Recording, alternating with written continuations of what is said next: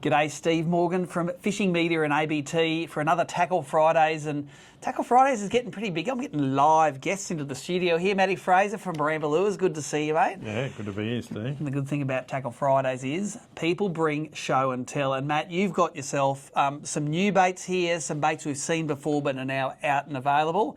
And you guys are catching fish on these all over Australia, so I thought it was probably a good time to maybe introduce you guys to what is going on.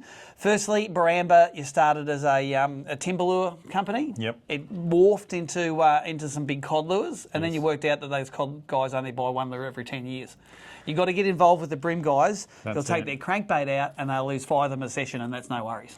That's it. I just really want to get into, like I started in ABT bream, bass and barra way back in the day. Grand final winner 2003? The first one? 2003, won a boat. There you go. That's it. You mightn't know that, but grand final winner. Very first grand final at Taree. Yes.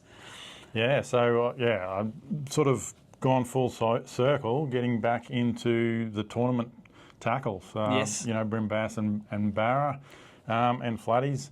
But yeah, really getting into the tournament bream stuff, which I want to show off here today, because that's what you're starting the year off with. Of course, and we saw a couple of these models at AFTA, but there are actually some new stuff here that I didn't see at AFTA that I think you're going to be really excited about. Now, I want to start on the top water stuff, and we did see these ones at AFTA.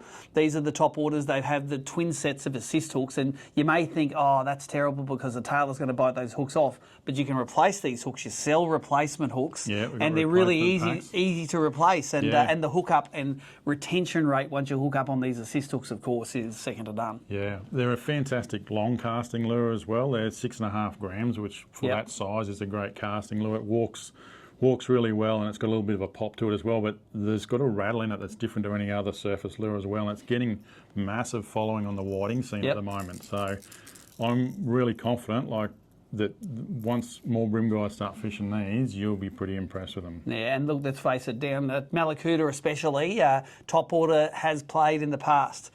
Don't like to brag, but I did win a tournament there on topwater a couple of years ago. So I always go looking for that bite now, and look, it's Victoria. Sometimes it happens, sometimes it doesn't. But anywhere from Gladstone and Moreton Bay down the coast, bream love topwaters, especially yellowfin. Yellowfin are just are the psycho topwater eaters, and black bream are they're the little sippers that are a bit more subtle. No, I've fished them in the bay and the Gold Coast canals, and I absolutely love fishing with them.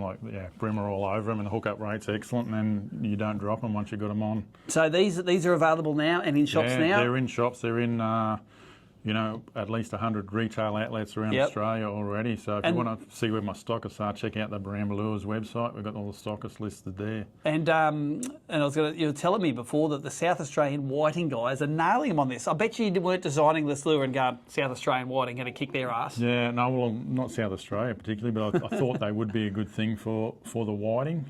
So it's a bonus. So that's great. They're out on the shelves already. Tell us what else. Were these little fellas released at AFTA? Yeah, we had them out at AFTA. We didn't get stock until December. So that's the Vibinator 38. So there's got a bigger brother, the 58 for the bass, and that's going really good for bass and yellers. I've seen some good social media content with the guys catching them on those. For bream, and I've caught a few flatties on them and that as well, but they've just got a great little vibe action to them. They're 4.6 grams in weight. You can put the chin nuts on they've got a chin eyelet on them there as well. So you can get it underneath. If you want to attach as with the whole range of Barambah lures, except for the top waters, you can put the chin nuts on the lures to sink them down more. Yeah, and you can buy various weight chin nuts, but a lot of, like some of the hard bodies that come out, come with a chin nut that actually makes them suspend, which I think is a great idea because it's a suspending lure then, where if you whack the chin nut off, it becomes a floating lure. So it's a bit more versatile. Yeah, definitely. I got the feeling that these guys are going to be able to drive them through a snag, and they're not going to be a real snag. They'll be quite snag resistant. They're very snag resistant. They float up as well, so the weight's in the nose, so that tail is up. Sits up like that. So it's resisting snagging in that way, and also the assist hooks themselves are so much more snag proof. The guys who are fishing these and the 58s around timber, they're not snagging up as much as your normal lipless vibes. Well, wait a sec, that's a pretty crappy business plan, mate, because you can probably use one of these all day in the snags. You want them to lose a couple. Come on. Only to fish. They lose them to fish. They're All good, right. good value for money. And I know the black bream guys especially love these little vibes. And look, the yellowfin guys don't mind them as well. Remember, Andrew Deeth won a world title on little vibes on the Gold Coast here back in 2019. So so awesome. And you've got them in all the great colour as well, both matte and gloss. And of course, the little black ones there, you know, I'm sure a fish will be fooled into thinking that's a mussel. That little black fella there. Yeah, they've got that similar sort of shape to them. Yep. But yeah, and they float up off the bottom. So when I used to do a lot of underwater filming of lures, blades always worked, I thought, because as that lure sinks to the bottom, when it hits the silty bottom, they get stuck like that. And they sit in the bottom like that, and then the bream just comes and plucks at the thing. So they're going to literally grab the hooks on those. And yeah, really excited to give some of those guys a go. I think the little vibes are a bit of a winner. But the one that excited me the most is your new crankbait. Now, you've had a small detonator before, which was a little bit thinner and a little bit taller. Check this action out. These guys are now quite round. They're that profile that we know that the bream love eating. And check out that bib. That bib is very wide. It's got a sort of a narrow attachment to the lure. But I look at that and I think it's going to have a great searching action. It's going to achieve a bit of depth, and it's quite heavy. I'm going to be able to throw that like a golf ball, I reckon. What's this one called? That's the deep fatty, the 38 deep fatty. So it's fatter than the other detonator. Yep. It's deeper and it's heavier. It casts a lot better. It's 2 to 2.5 metres on the on the wind when you're cranking it. Super tight action. Comes with that chin nut in the packet. Yep. So it'll there's the chin nut there hanging on. It'll suspend straight out of the packet, and I'll show you how you just twist that off. So all you got to do is twist that off, and your chin nut comes off. Yep. And then twist him back on. And she's on there. So and I reckon that would, as it swims, that would also add a little bit of noise to it. You know, the chin nut bouncing back and forth. Well, it is on the pivot point of the lure, so it's designed not to do too much banging around. Yep. It's more about getting it down to the right depth. But you can also fish these deeper if you're fishing a deeper flat by putting a heavier chin nut on it. Just sink it down into 7, 8, 10 foot of water, and it'll keep its depth. On a regular retrieve, it's going to give it that extra foot or so. Yep. Depending on what size, you can go up to really heavy and almost fish them like a vibe. So I've actually used these on forward-facing sonar with a heavy chin weight to get them right down. Yep. It was one of many things I threw that the bass didn't eat one day, but they do get their depth very quickly. I think Blue Rock I was using these down in Victoria last year, and the colours. Get them in some of the popular colours that you would have seen around the traps. You're going to be able to get the fatties in. So, so how long have these been out for, Matty? How long have they been in the shelves? They sort of landed November, December. Yep. So we haven't got a heap of traction on them just yet. We've got to do a heap more marketing, but I'm really confident that this year they will really cement themselves into a lot of people's tackle boxes. And what sort of RRP for these guys? These are under $20, $19.95 retail. Because you find a lot of the popular crankbaits now, probably $25 you're paying for some of the more popular brands. So hey, if this catches fish like some of the established cranks, then they are going to be popular with guys, because us bream guys lose them. Flathead eats that, gone. Snagged, gone. That's it. Shit cast, gone. I'm pretty sure it's the deepest diving sub 40 mil crank on the market out there. Cast like a bullet, really tight action, and then it's got that option of the chin nut if you want to go deeper or make it floating when you're fishing the really snaggy areas. So. I'd just run with that. I'd say this is the deepest one, and until someone comes and tells you it's not, then 9/10 of the battle is advertising, mate. Deepest diver under 40 mil. There you go. That's it. We've claimed it. Tell us also, I know you haven't got these in stock yet, but every bream guy that throws a plastic is going to look at one of these little fellas and just go, holy crap, the bream are going to eat the hell out of that, because let's face it, everything in the estuary eats a shrimp. What's this guy called? This is a Stinger Shrimp, 55 finesse. And the bigger ones are already out, aren't they? Yeah, the 90s are already out in a finesse and heavy duty, and they've been going gangbusters. Yep. These guys, we're just still working hard with the factory to get them done and get them here. Yep. They're going to be coming in 8 different colours, and they've got that single assist hook in the tail, and it just makes a massive difference. Like all the time I fish gulp 2-inch shrimp a lot when I did bream tournaments, and always rigged them with a stinger in the tail, and this is the only... And that's what you catch most of them on, you think? Yeah. Yeah, most fish you get will be on the stinger? Yeah. So... It's also got the eyelet under here, so once again you can add the chin nuts to them. So if you want to fish a deep bite on Brown's Rocks, or 20 foot down, no worries. Yeah, easy. You can get them down there, and it keels them really well. And I'd say again, that's probably not that snag proof. No, like that won't snag as much as a treble hooked lure or even a treble hook vibe. Like I think those two little assist hooks, you've got to work pretty hard to get them wedged in a rock. Yeah, well, it's set up there so it stays upright. That stinger hook at the rear as well. And these things sink horizontally like this. They sink horizontally. The legs get a bit of vibration up about them, but it's more about you giving them the action in the hop, and it's just that lifelike look to them. They're TPE, so they'll last a lot of fish.